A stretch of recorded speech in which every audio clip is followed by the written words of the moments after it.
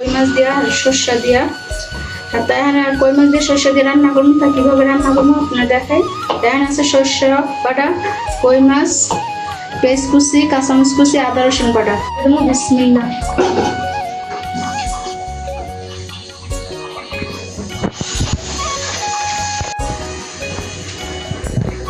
আমার fry pan গরম হয়ে গেছে, এখন আমি তেল দিয়ে দেবো সয়াবিন তেল। বিসমিল্লাহ।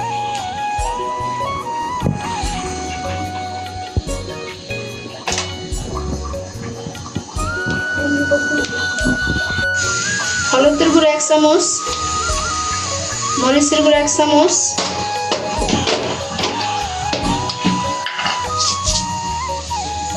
লবণ পরিমাণ মতন। তো এখন আমি মাছটা মাখাই নেব। বিসমিল্লাহ।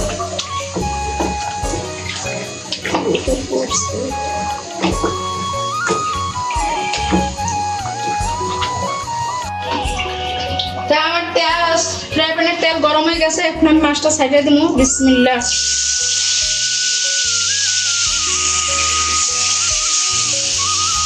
হয়ে গেছে, আমি আমুল দিয়ে দেবো। বিসমিল্লাহ।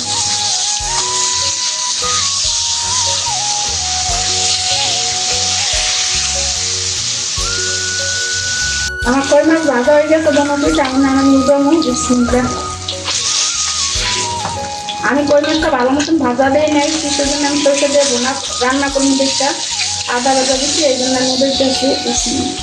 ভাজা হয়ে গেছে, এখন আমি পেঁয়াজ কুচি দিব। এখন আমি পেঁয়াজ কুচি দিলাম।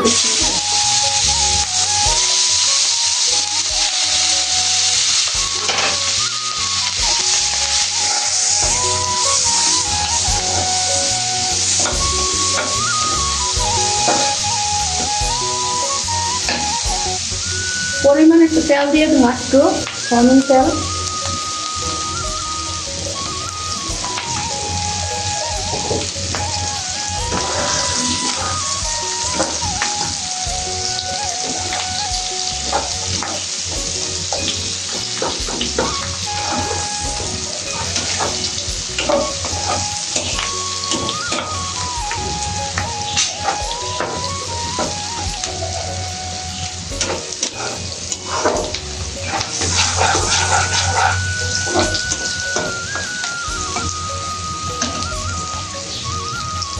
আমার একটু পেস্টটা বাদামি কালার হয়ে এসেছে, এখন আমি আদা রসুন বাটা দিব।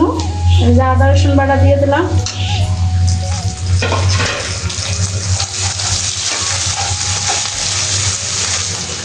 আদা রসুন বাটাটা ভালো মতন কষানো।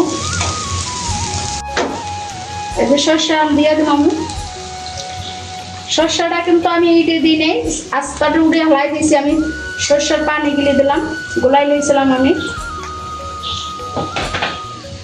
যদি আপনাদের এই গুঁড়ি যদি লাগে তা বললেন, আমাদের পেজে নাম্বার দেওয়া আছে। আমি পরিমাণ মতন লবণ দিলাম।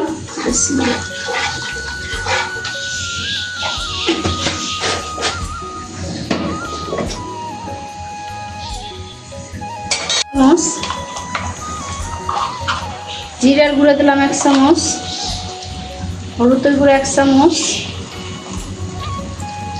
মরিচের গুঁড়ো 1 চামচ। চাই না সাদা সাদা, এর জন্য আমি একটু হলুদ মরিচের গুঁড়ো দিচ্ছি এর পাশে। তো আমার এটা ভালো মতন আমি কষাই নেব। তা আমার এই সর্ষের এটা বলক আছে, এটার মধ্যে মাছ দিম। এটার মধ্যে আর কোনো পানি ব্যবহার করবো না, যা দিয়েছি ওইটাই দিয়েছি, আর ওই পানিতে আমার রইব। তা আমার এখন আমি মাছটা সাইডে দিলাম। বিসমিল্লাহ দিয়ে দিলাম।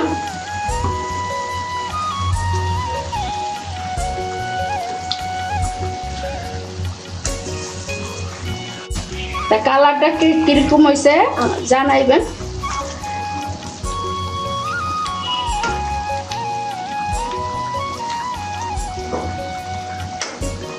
আপনারাও খাইতেছেন এইভাবে রান্না, একদিন খাইতে পারেন আমি যেভাবে রান্না করছি।